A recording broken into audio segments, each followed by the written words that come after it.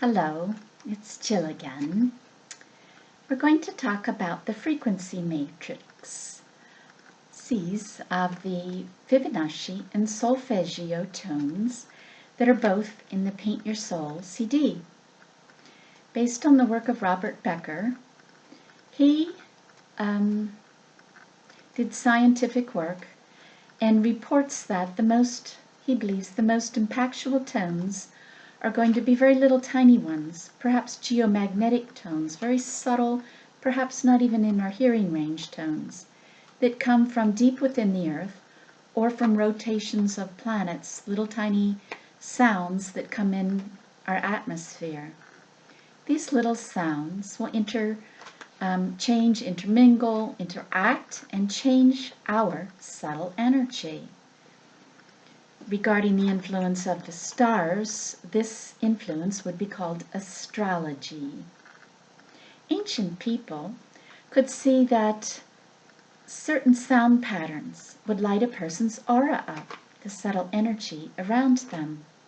And when this happened, they would become healthier, would have clearer thinking, and stabilize and strengthen their emotions. Pretty cool. How cool is that? They wrote down the cycles per second, and they would use and pass these number patterns, matrix, ascension codes, whatever words you want, but these frequencies down throughout the ages. After reading Robert Becker's work, I decided that it would be best to put these tones in little tiny tuning forks, very subtle, soft, and very accurate tones. They can't be in a piano note because the cycle per second would be in between the two smallest notes on our piano.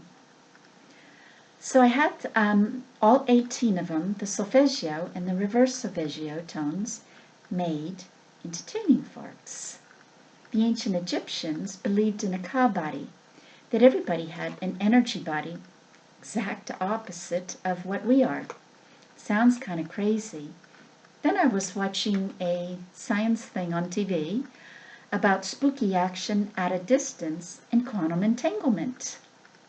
And science has shown that, this was the example that was given. You could have a roulette wheel, and it could be painted black and white, the spokes. So if you had one roulette wheel on Earth and one on Mars, and they were quantum entangled, their energies were somehow connected, that whatever happened on Earth, the exact opposite would happen on Mars. So if you spun the roulette wheel on Earth and it was black, then it would have spun and been white on Earth. That sounds a whole lot like the Egyptian ka body. To me, the solfeggio and the reverse solfeggio work very much like tuning our body and our ka body, or our quantum entangled energy that influences us as well. So I had all these tuning forks specially made, and a lot of people have just been curious how a tuning fork works, so I thought I'd share that. This is a hockey puck. You can use the bottom of your sneakers or something kind of hard. You'll hold an aura tuning fork at its base, and this is one of the reverse solfeggio tones.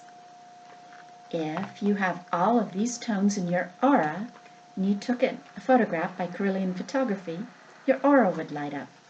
I have a picture of that. I hope you can see it. Here's the picture. It's Carillion photography documenting this lady's aura.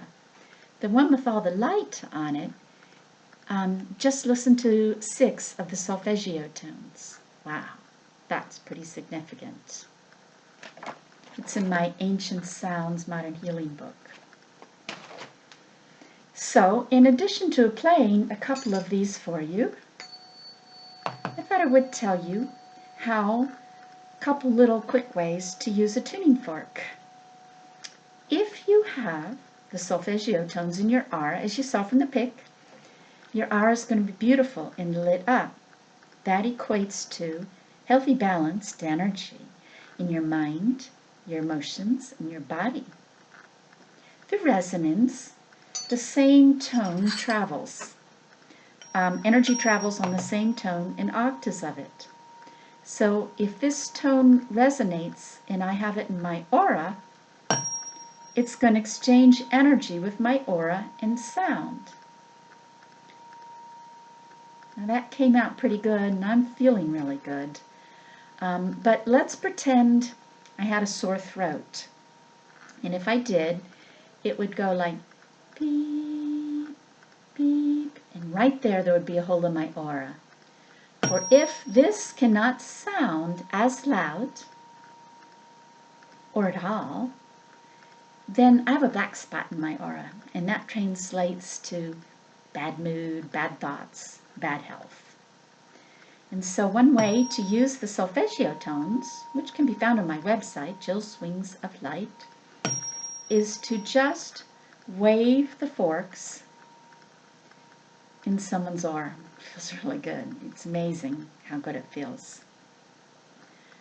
Another way tuning forks, the solfeggio tones, have been used is if somebody's laying on a massage table, is to use them like a pendulum.